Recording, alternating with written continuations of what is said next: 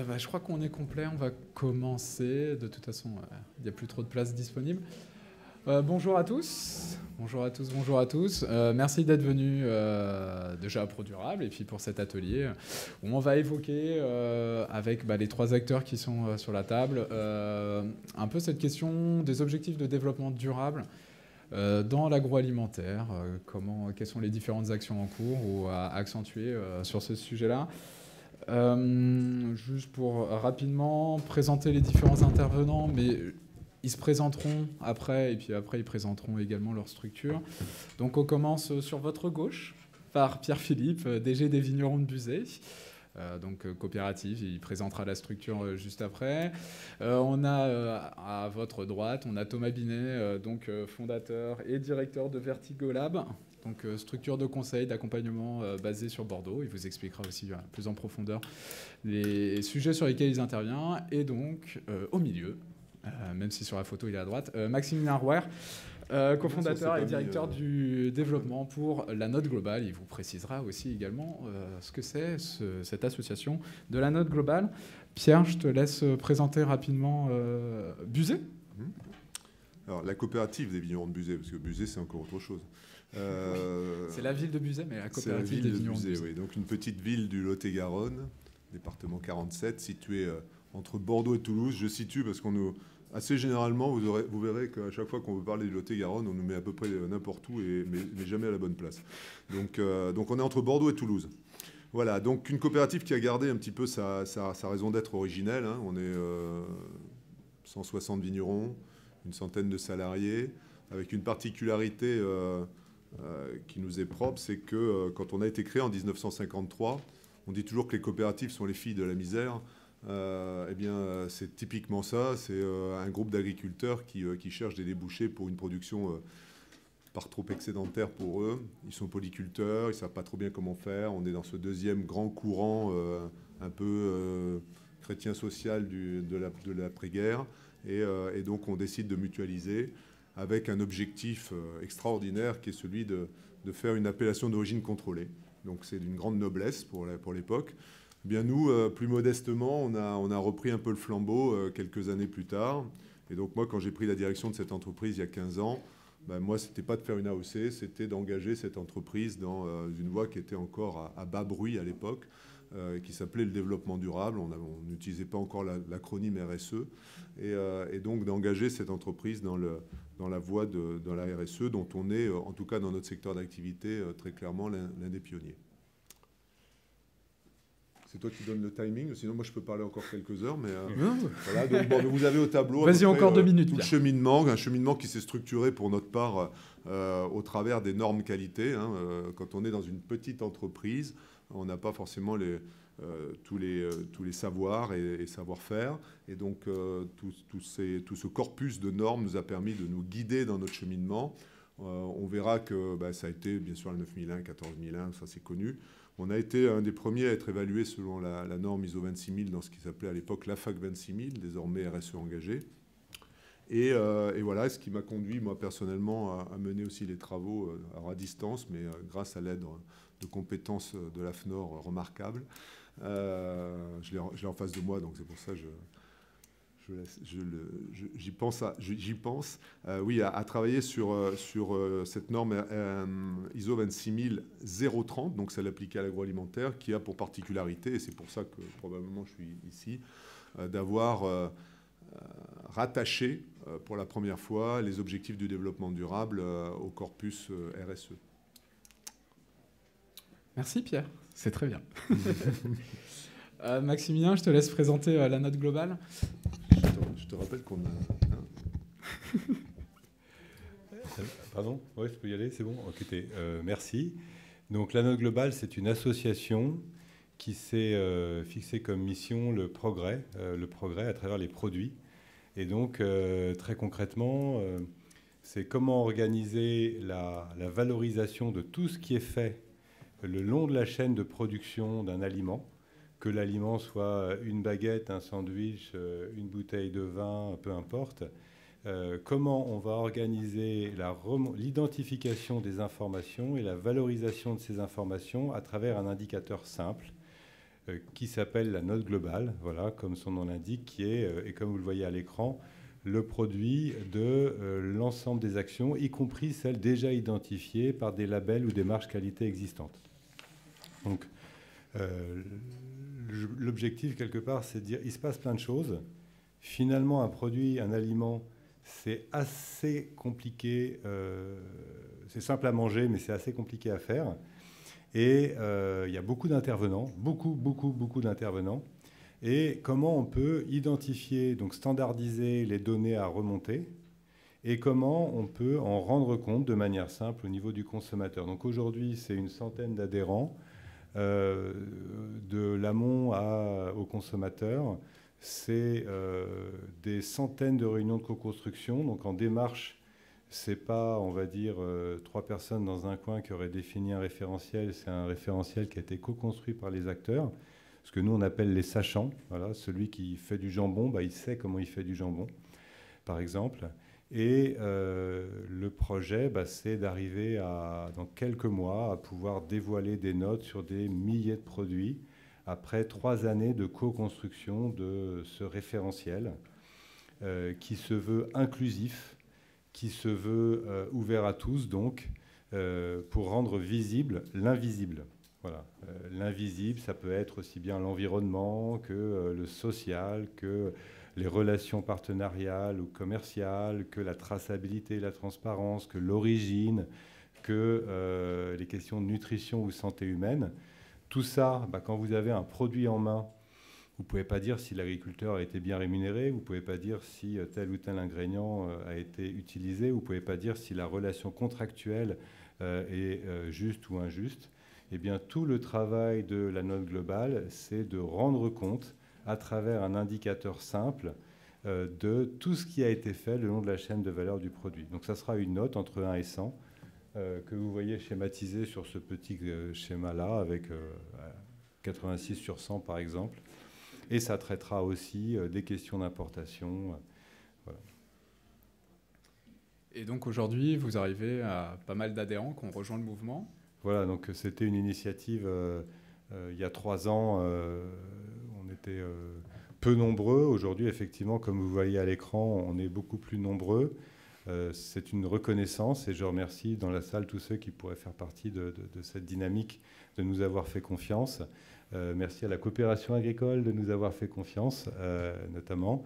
Ce qui nous caractérise, c'est la certitude, l'absolue certitude qu'il faut, pour valoriser les acteurs, rendre compte avec rigueur et objectivité de ce qui est fait. Objectivité, ça veut dire être capable d'objectiver, donc de standardiser. Faire un petit clin d'œil aussi à AFNOR. Voilà comment objectiver les actions qui sont faites et donc comment définir des standards.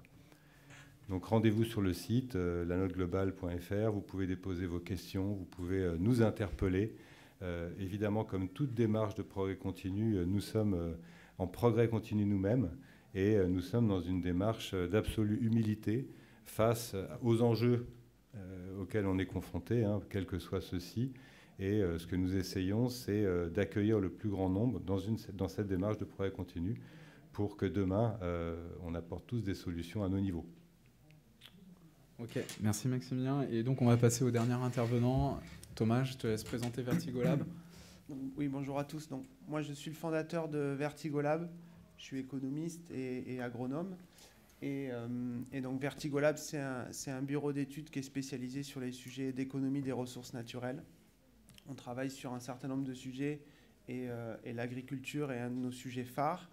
Ce qu'on développe, c'est des outils économiques en appui aux démarches, aux stratégies, aux politiques des collectivités et des entreprises.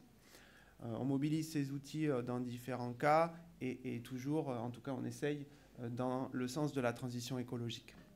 Sur l'agriculture en particulier, on travaille sur un certain nombre de projets. On a travaillé par exemple pour l'ADEME sur l'évaluation des impacts économiques, sociaux et environnementaux de la réduction du gaspillage alimentaire à l'échelle nationale. On a travaillé sur des outils de modélisation assez précis. Et puis, on s'est beaucoup intéressé récemment au sujet de l'ancrage territorial. au sujet de la mesure de la place des industries agroalimentaires, de l'agriculture sur les territoires, ou comment, je vais revenir dessus parce que ça va être un des sujets aujourd'hui.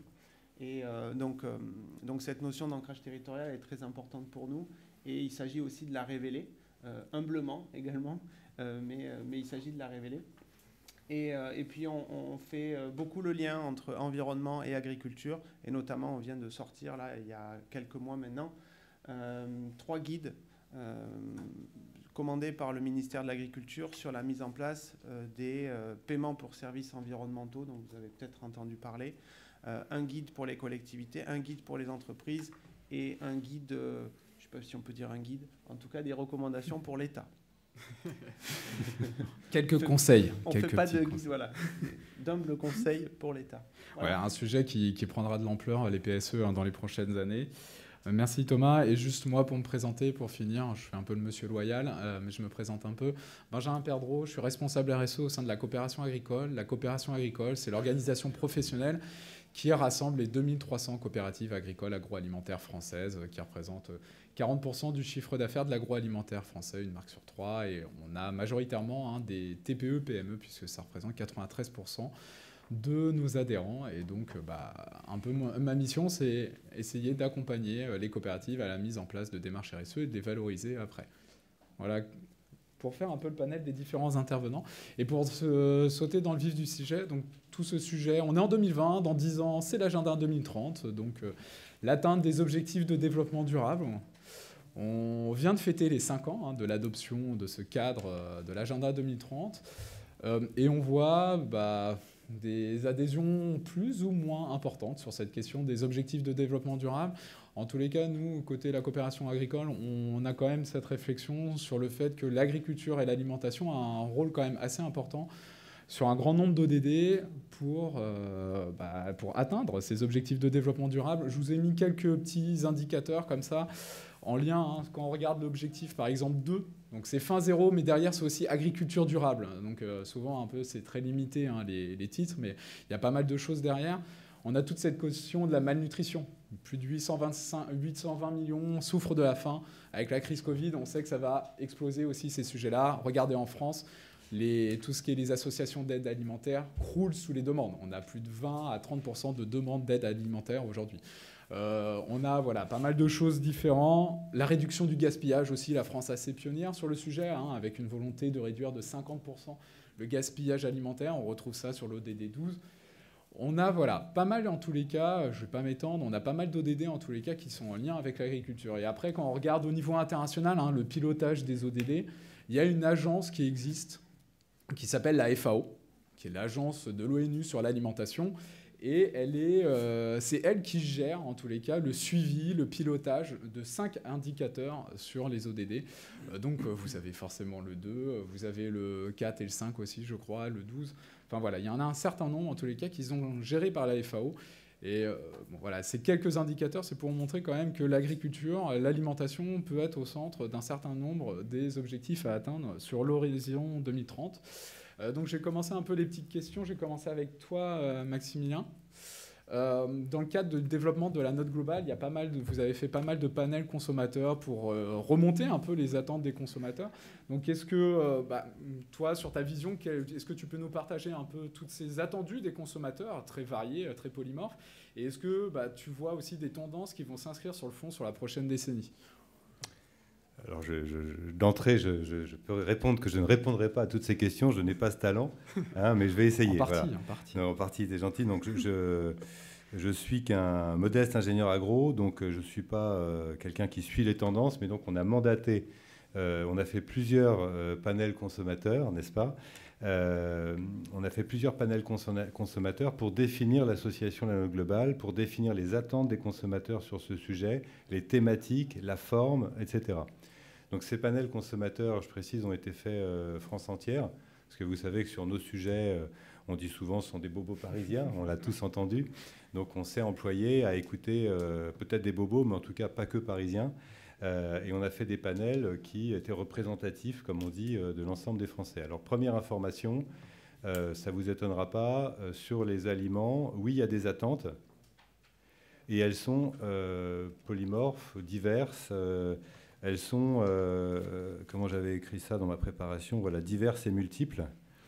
Diverses et multiples, c'est-à-dire que le consommateur aujourd'hui, à 80-90%, effectivement, aujourd'hui, il est éveillé.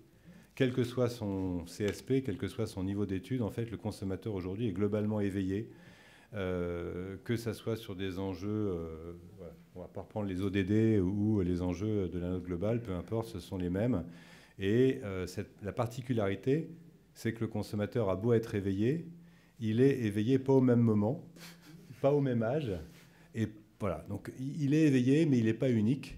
Donc on peut avoir une diversité liée au sexe, liée à l'éducation, liée aux revenus, liée à l'habitat. Voilà, j'habite en zone rurale ou dans le 7e à Paris. Bon, il y a plein de diversités comme ça. Et puis il y a la diversité intrinsèque qui est je ne vais pas avoir les mêmes désirs et les mêmes attentes pour nourrir mes 12 enfants dans la semaine ou pour une soirée festive avec mes copains, mes copines ou un dîner en famille.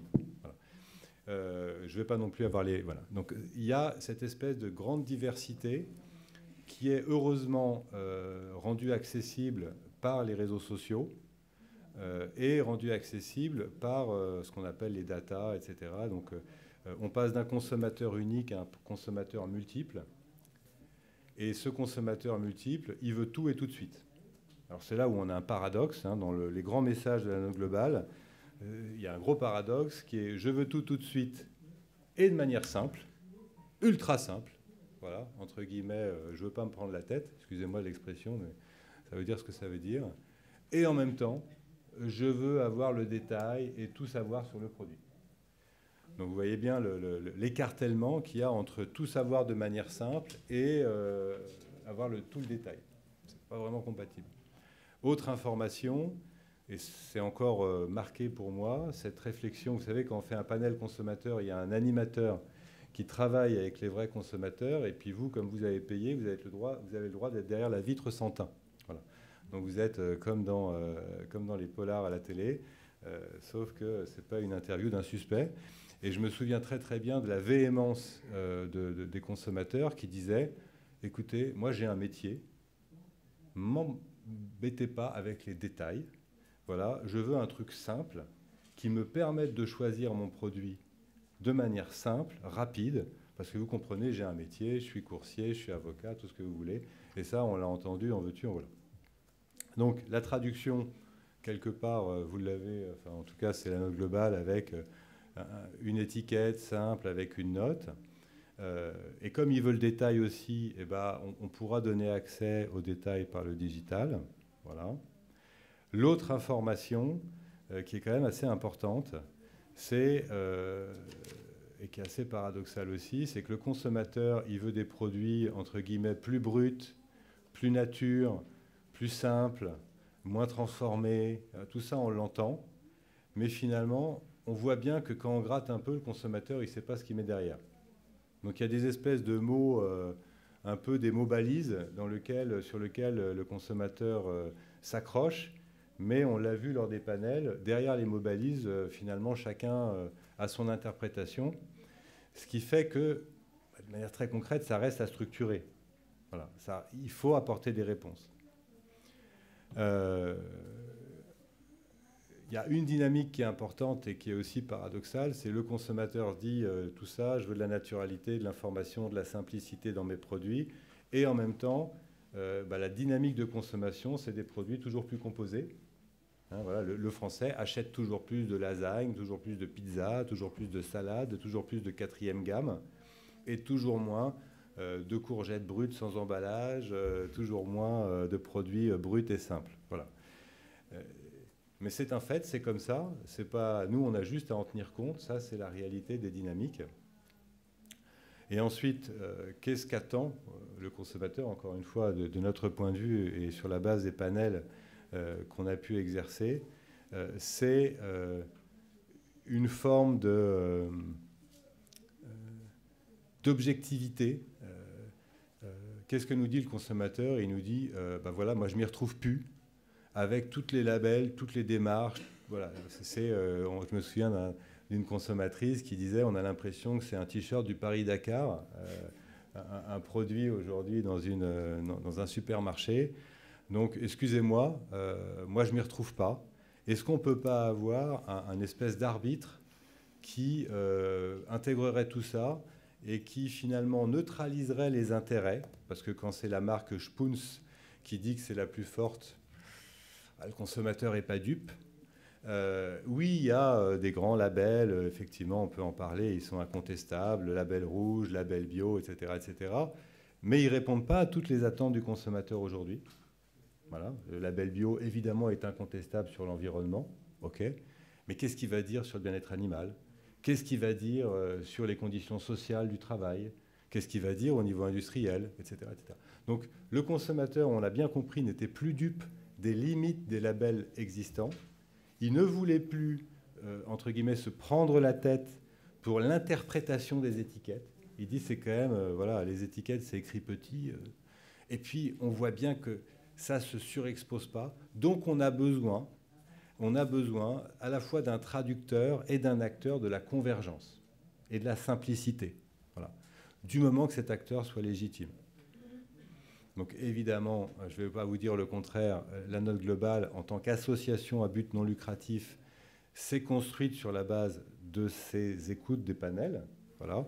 En entendant quelque part ces cris, parce que je vous assure que un panel consommateur, ça ne dure pas 10 minutes, ça dure de nombreuses heures, en l'occurrence 3 à 4 heures, et dans certains cas, ça secoue, ça envoie. Vous avez des consommateurs, des consommatrices qui balancent.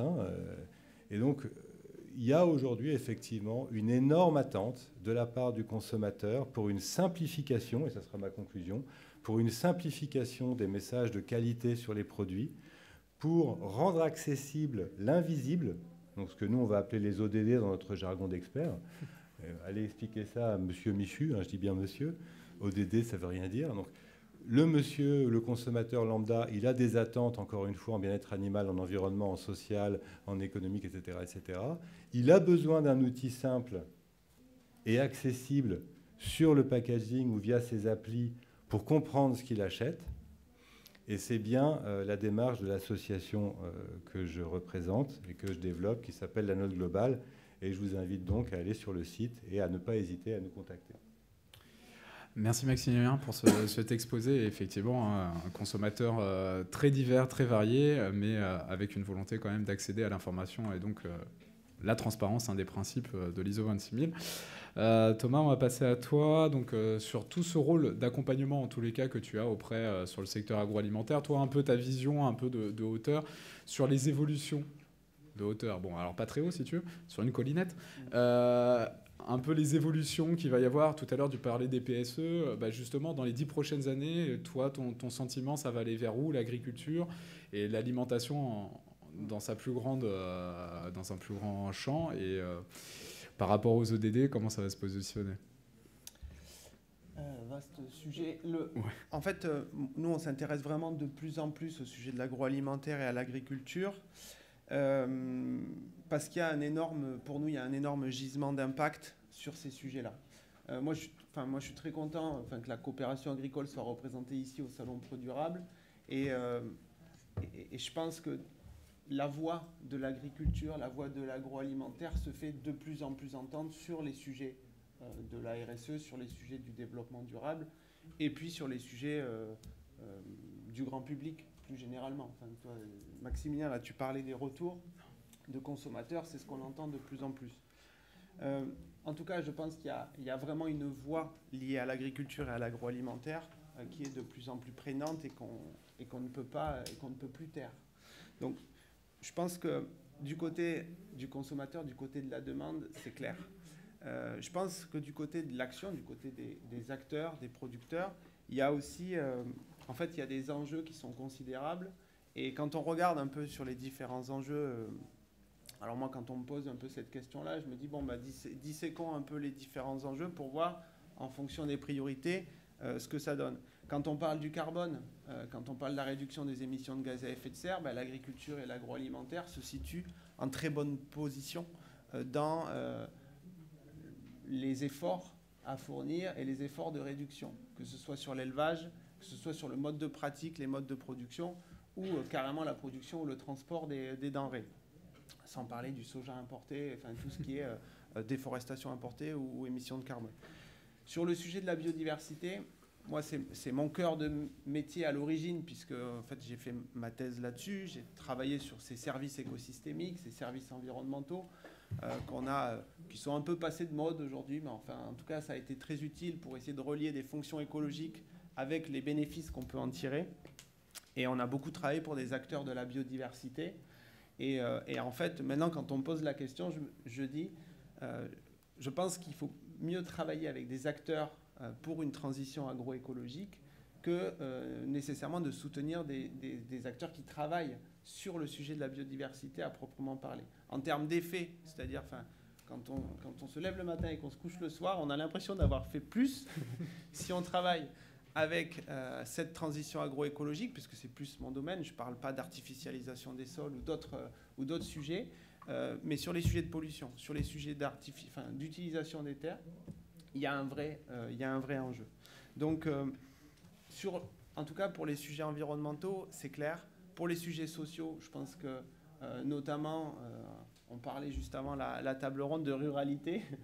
Je pense que en fait, les collectivités, et c'était un des points là qu'on a apporté récemment, l'agriculture est aujourd'hui un peu oubliée dans les stratégies de développement économique des collectivités rurales. Surtout pas urbaines, parce qu'on ne parle que d'agriculture urbaine, de ceinture verte, de relocalisation, etc. On va y revenir. En tout cas, pour les collectivités et la zone rurale, en fait, elles ont comme un peu honte du fait que l'agriculture soit un secteur porteur, un secteur qui soit un secteur d'avenir. Et elles préfèrent parler de routes des lasers, d'aéronautique et de choses un peu plus high-tech, quoi. Mais tout le monde n'a pas un pôle de compétitivité sur la high-tech. Et en tout cas, nous, ce qu'on cherche à défendre, et je pense que ça va être un défi aussi, c'est de faire reconnaître aux collectivités rurales qu'il y a un énorme enjeu en termes d'emploi, en termes d'emplois non délocalisables et en termes de développement économique. Et c'est peut-être le point là que je voudrais faire remonter, puisque donc, le travail qu'on a fait avec la coopération agricole, on l'a fait aussi avec les vignerons de Buzet, on l'a fait sur un certain nombre de coopératives. C'est repartir du territoire, repartir en tout cas de l'impact socio-économique des coopératives agroalimentaires sur leur territoire. En fait, on a travaillé sur ces notions d'impact direct, indirect et induit. Les impacts indirects, c'est l'impact des fournisseurs de ces entreprises. Et les impacts induits, c'est les dépenses des ménages, c'est les dépenses des salariés de l'entreprise et de ses fournisseurs sur un territoire. Et en fait, donc là, vous avez une coopérative céréalière du nord de Nouvelle-Aquitaine, mais du sud pour ici. Vous voyez un peu représenter à la fois les impacts directs, c'est-à-dire l'activité même de l'entreprise, et puis les impacts indirects, donc c'est l'effet de cette entreprise sur les fournisseurs par cet effet un peu boule de neige, cet effet de retombée. Vous voyez qu'il est considérable en matière d'emploi. Et puis les impacts induits qui sont associés à la présence des salariés sur le territoire.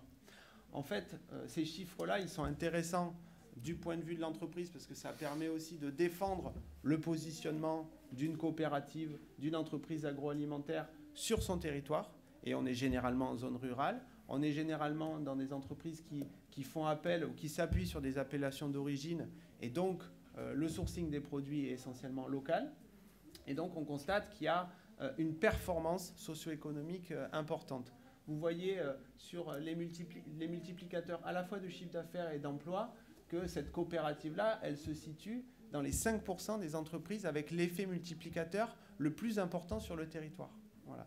Donc, ça, c'est des arguments qui sont tout à fait intéressants pour défendre auprès des collectivités la place que l'agriculture peut jouer. Et donc, je pense qu'en termes de représentativité des ODD, il y a aussi... est-ce que le guide est disponible, Benjamin, ou tu en parleras? Oui, j'en parlerai. Voilà. Mais en tout cas, le panel... L'avantage des ODD, c'est qu'on peut parler de tout et de rien. On est quand même dans le sujet. Ça, c'est bien. Mais en tout cas, moi, je pense que s'il y a un sujet à apporter, c'est cet aspect de développement socio-économique et pour essayer de rallier des sujets environnementaux et sociaux à cette cause-là. Merci Thomas pour cette petite illustration. On va passer par toi, Pierre. Donc, tu as déjà évoqué la RSE chez les vignerons de Buzet, ça fait quelques temps déjà, depuis 2005. Voilà, c'est pionnier sur le sujet. Et les ODD, qu'est-ce que ça va apporter dans la réflexion, en tous les cas, de Buzet? Et puis même, qu'est-ce que ça va apporter? Qu'est-ce que ça a apporté? Qu'est-ce que ça a apporté? Qu'est-ce que ça va apporter? Et même la question bonus, après, c'est tout cet épisode Covid qui fait qu'on est au bal masqué un peu tous les jours. Est-ce que ça a aussi exacerbé certaines réflexions? Ça a influencé sur ta réflexion sur la direction à prendre pour la coopérative? Bien. On peut tout dire avec les ODD. Non, mais je notais ce qu'avait dit Thomas. Oui, les ODD, juste pour quand même le rappeler, c'est 17 objectifs, 169 cibles. Donc quand vous faites de la RSE et que vous vous appuyez effectivement sur la norme ISO 26000, vous allez définir un peu le programme général, l'horizon de votre action. Moi, il me manquait en tant que praticien, moi je suis un praticien de l'entreprise, je n'ai pas le loisir et peut-être pas les capacités de la réflexion suffisantes, mais j'avais besoin, moi, d'un outil, on va dire, qui m'inspire déjà, et puis dans mes démarches d'entreprise, et puis surtout qui me permette finalement d'évaluer et de caractériser notre démarche. Et c'est vrai que j'ai un peu découvert par hasard les ODD, en en parlant notamment avec toi. Voilà. Et j'ai découvert en cela effectivement un outil pratique d'inspiration et de caractérisation de mes démarches. Donc nous, concrètement, peut-être pour l'illustrer, c'est quoi travailler les ODD quand on est une coopérative comme la nôtre? C'est par exemple se retrouver confronté, comme beaucoup, au problème des effluents, de devoir, comme beaucoup, aller, parce que d'ailleurs ça fait l'objet de l'actualité récente, taper à la porte de Monsieur Veolia, qui vous regarde de toute sa hauteur, évidemment. Et puis c'est surtout que ces gens-là, finalement, ils vous proposent un projet que vous voudriez être en lien avec votre logique d'entreprise, c'est-à-dire en lien avec le développement durable et la RSE. On vous parle de zones de phytoépuration bio, avec des tas de plantes invasives, et puis surtout, dès qu'elle passe au vert, elle prend 1 million d'euros de plus. Parce que moi, premier devis, c'était pour la quantité d'effluents que j'avais à traiter. J'avais un budget de 2 millions d'euros en centrale traditionnelle. Puis quand on l'a passé verte chez M. Veolia, on passait à 3 millions d'euros. Et là, vous dites, effectivement, si on commence à avoir une lecture dans le triple prisme que peut être à la fois l'économique, le social et l'environnemental, sur le plan économique, ça ne cochait pas, parce que 3 millions d'euros plus, ensuite, pour ceux qui ne sont pas au fait de ce genre de choses, il faut savoir que l'entretien d'une centrale de cette nature, c'est à peu près 10% de l'investissement initial chaque année en entretien. Voilà. Donc je me disais, là, je ne vais pas y arriver à ma modeste taille. Et donc là, il faut aller... effectivement, se dire qu'est-ce que je peux faire pour cocher à la fois finalement une démarche dite vertueuse. Et là, on a trouvé le hasard, d'ailleurs, sur un salon ProDurable. Donc, je vous invite à faire le tour de ce salon, effectivement, parce qu'on y trouve aussi des idées. Je rencontre une jeune start-up qui a pour idée, finalement, quelque chose de tout à fait ancien, c'est de recréer des zones humides. Et donc on part sur ce projet-là. Et on part sur ce projet-là, sauf que ce projet-là, il m'a coûté 1 million d'euros, mais comme il est innovant, et après toute une histoire que je vous passe, parce que la journée n'y suffirait pas, avec l'agence de l'eau, ils m'ont quand même sponsorisé à 50%. Donc j'arrive à 500 000 euros d'investissement pour un jardin des filtres, c'est ainsi qu'on l'appelle, que je vous invite à aller voir sur notre site internet. Qui est une zone de déambulation agréable dans laquelle on a produit de la biodiversité qui nous a coûté beaucoup moins cher, qui est très efficace et qui effectivement coche un certain nombre d'ODD. Alors le principal, je l'ai noté moi aussi parce que franchement les numéros c'est pas forcément mon truc. L'ODD numéro 6 par exemple, qui est évidemment celle des eaux propres, mais aussi quelque chose autour de l'innovation, autour de la vie aquatique, autour de la production responsable. Donc on coche toujours un certain nombre d'ODD. Moi globalement, je dirais on doit être en direct sur une dizaine, comme ça. Et donc c'est à la fois ces têtes de chapitre, mais aussi les cibles qui sont contenues dans tous ces sous-chapitres, sont autant de sources d'inspiration quand vous êtes confronté à une problématique spécifique. J'ai aujourd'hui un autre projet qui est autour de l'agroforesterie. On parle beaucoup d'agroforesterie en termes d'intraparcellaire pour la résistance aux problèmes de réchauffement climatique, notamment en viticulture, et notamment en viticulture du Sud, parce que se posera le problème de la ressource en eau et que voilà, on peut imaginer qu'une culture comme la nôtre, qui n'est pas une culture vivrière, ne bénéficiera pas, comme certains le pensent un peu naïvement, de l'irrigation, le moment venu. Donc voilà, donc il y a des choses comme ça. Et puis je me suis dit, on peut peut-être ouvrir le spectre, regarder des choses plus largement qu'à l'échelle de nos propres parcelles. Et ça encore, c'est la RSE et c'est les ODD qui vous y invitent finalement à ouvrir la focale. Et c'est pour ça que je suis plutôt un ardent propagateur du message. Mais voilà, l'idée là aujourd'hui, c'est, nous, notre appellation, elle s'étend sur une quarantaine de kilomètres. On a à la lisière de nos parcelles des forêts qui sont plus ou moins gérées. On a intervenant sur ce périmètre une vingtaine de communes. Donc la possibilité, au travers de cette zone, de ce territoire, et au travers d'un sujet finalement assez consensuel qu'est l'arbre, peut-être plus que la vigne et son sous-produit qui est le vin et donc de l'alcool, on a l'opportunité de réunir autour de la table un certain nombre de parties prenantes. Et ça, c'est aussi un exercice qu'autorise la RSE. Alors, ça me permet d'enchaîner sur l'histoire du Covid. Le Covid, ça a été un grand stress test, comme on dit l'anglaise, voilà, pour nous, évidemment. Alors, qu'est-ce qu'on fait dans ces cas-là? Qu'est-ce qu'on est dans ces cas-là? Les entreprises qui sont engagées dans des démarches de cette nature, pour peu qu'elles aient bien compris le sens de leur mission et que ce ne soit pas une façon de valoriser mieux leurs actions en bourse, on est plutôt sur une pensée sur le long terme et qui se veut, je crois, le plus sincère possible. Et donc, c'est en cela, je crois, que probablement des entreprises comme les nôtres ont ce qu'on pourrait qualifier, alors je vais encore utiliser un anglicisme, on en parlait ce matin, sur la résilience. Mais la résilience, j'aimerais juste qu'on revienne un peu sur ce mot, sans faire de la grande philosophie, mais on nous dit toujours que c'est notre capacité, finalement, ça se résume à la capacité de rebond qu'on peut avoir des entreprises. Mais surtout, je l'entends souvent sous l'angle économique comme une capacité à reprendre une certaine forme de trajectoire de croissance. Et une trajectoire de croissance. Et là, je m'inquiète si c'est que ça, parce que c'est peut-être justement quand on est engagé en RSE et quand on a et qu'on essaye de tenir ces objectifs du développement durable, on a eu là l'occasion de pouvoir se réinterroger sur le modèle d'entreprise.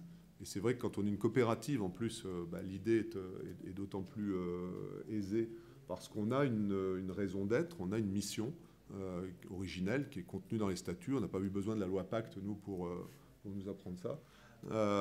Et donc, je crois qu'au niveau opérationnel, on a toujours eu, et c'est dans les statuts même de la coopération, un vrai dialogue avec les parties prenantes. Et donc, si on arrive à réinventer ce modèle qui ne serait pas d'une entreprise seulement dédiée à faire du profit et donc à résoudre l'éternelle question de l'équation capital-travail. Enfin, cela dit, j'ai lu rapidement ce matin que mon grand ami, M. Faber de Danone, avait décidé de faire de son entreprise une benefit company. Voilà. Je ne sais pas s'il s'est occupé de son procès sur les plastiques aux États-Unis, mais bon, ça c'est un autre problème. Et donc, en tout cas, je ne sais pas où est le bénéfice là. Mais donc, nous, plus modestement, ça fait un moment que, et en tout cas, c'est normal, donc, quand on est des coopératives d'essence directe, nous, on est resté sur la raison d'être, comme je vous l'ai dit, en préambule originel, donc se sortir de la merde. Là, c'est une autre façon de raisonner le problème. Comment on va se sortir de cette merde-là? Je pense qu'on a effectivement dans l'équation, nous, déjà intégré au-delà, parce que c'est nécessaire pour assurer sa pérennité, du capital et du travail, les facteurs de ressources naturelles et de ressources humaines. Et donc, si on arrive à profiter de cette occasion pour changer le paradigme sur lequel repose toute notre société, alors là, à ce moment-là, on aura fait un vrai acte de résilience et le RSE aura servi à cela, et les objectifs de développement durable aussi. Dernier point, c'est encore un anglicisme, c'est le license of operate, n'est-ce pas? Parce qu'il paraît qu'il faut faire ça, sinon on n'a pas l'air intelligent. Donc le droit de pouvoir continuer à jouer, quoi. Pour la dire autrement. Moi, c'est ça qui me préoccupe fortement après une crise comme celle qu'on vient de passer, et sur lequel, qu'on vient de passer. On vient de passer la première vague, il y en a quelques autres qui sont en train de se pointer, et on n'est réellement pas très assuré de la façon dont on va pouvoir réagir à tout ça. Une chose est sûre, c'est que derrière ce phénomène est en train de se profiler le fait que on va devoir réfléchir le modèle d'entreprise, comme je vous le disais, sous un autre angle, sous celui du fait de savoir si on est compatible avec ce monde de demain et avec les ressources dont on pourra disposer. Et là encore, je trouve que, personnellement, en tout cas, moi, à mon échelle, qui ne suis pas entouré de beaucoup de cabinets, enfin si, j'en ai un excellent, il s'appelle Vertigolab, voilà, mais on est dans un échange permanent et très constructif.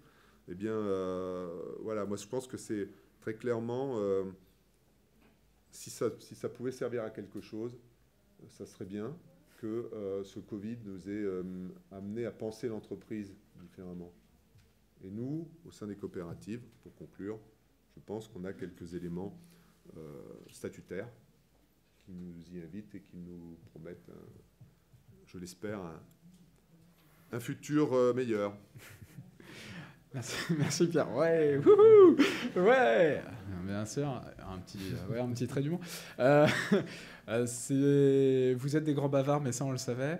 Maximilien, Thomas, en 1 ou 2 minutes, est-ce que vous voyez aussi des éléments qui sont exacerbés par la crise qu'on connaît actuellement, Covid, sur l'alimentation? Est-ce qu'il y a des tendances que vous sentez qui vont perdurer? Mais rapidement, hein, parce que vous avez déjà beaucoup parlé.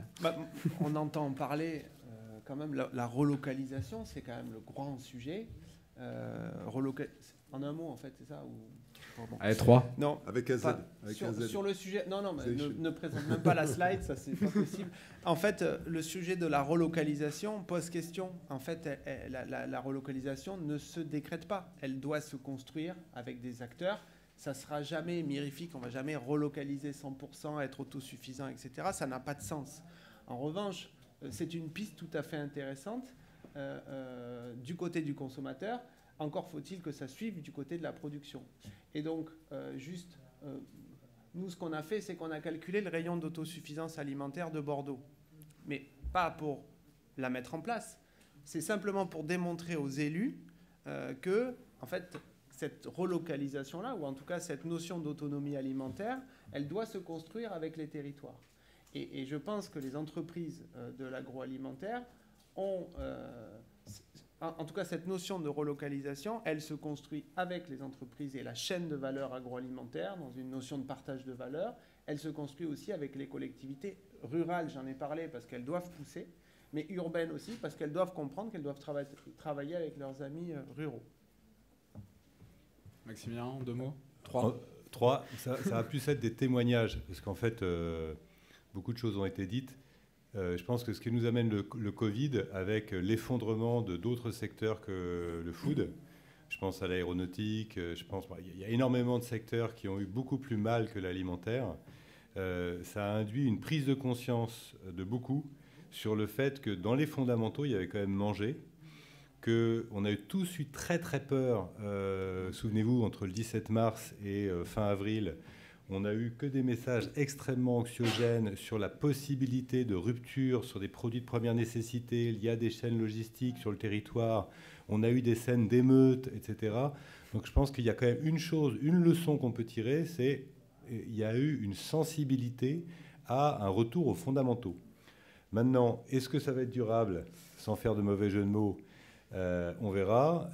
Tout ce que je peux vous dire, c'est que ça a induit des comportements au niveau de nos élus qui sont assez significatifs, sans nommer personne. Il y a une grande région française qui était leader dans l'aéronautique, qui, constatant l'effondrement de ce dernier secteur, en vient à regarder ce qui est à ses pieds, mais qu'elle ne regardait plus, qui était l'agroalimentaire, et se dire, bon, finalement, ça, c'est pas délocalisable. Peut-être que si on doit préparer l'avenir, ça sera aussi en investissant dans l'agroalimentaire. Voilà. Et vous avez vu qu'il y avait eu 2 appels d'offres assez intéressants, à la fois du ministre de l'Agriculture et du ministre de l'Industrie pour interpeller sur les nouveaux investissements pour relocaliser effectivement, clin d'œil à Pierre, les productions. Tout ça sont des signes qu'il se passe effectivement quelque chose, qu'on va vers quelque chose, vers une situation où peut-être que l'alimentaire va être reconsidéré. Merci Maximilien, et on est très bavard, donc je vais faire rapidement sur la fin. Merci en tous les cas aux différents intervenants. Si vous avez des questions, on sera là, donc n'hésitez pas à nous questionner. Et nous, côté la coopération agricole, hein, donc comme Pierre le disait, on a un rôle à jouer sur ces entreprises de long terme, avec des visions long terme. Nous, côté la coopération agricole, on propose pas mal d'outils à disposition des coopératives. Je vous invite à vous inscrire pour le MOOC RSE qu'on lance lundi pour tout ce qui est vulgarisation, donc au plus grand nombre. C'est quoi la RSE dans l'agroalimentaire? Ça commence lundi, il y a plus de 5000 inscrits, donc n'hésitez pas, vous ne serez pas seul. Pierre l'a évoqué, on a développé aussi donc avec la FNOR l'ISO 26030, qui est l'ISO 26000 pour le secteur agroalimentaire. Première déclinaison sectorielle de l'ISO 26000. Et après, on a différents documents qui sont disponibles sur notre site qui vont accompagner les coopératives à mettre en place différentes démarches RSE. Et le petit dernier, si vous voulez, vous pourrez venir le récupérer sur notre stand. On a fait un recueil des bonnes pratiques des coopératives agricoles sur l'ensemble des ODD. Donc n'hésitez pas à voir, comme ça illustre un peu tout ce qui est fait au sein des coopératives pour atteindre ces 17 objectifs de développement durable. Merci à vous pour votre attention et à votre disposition si vous avez des questions.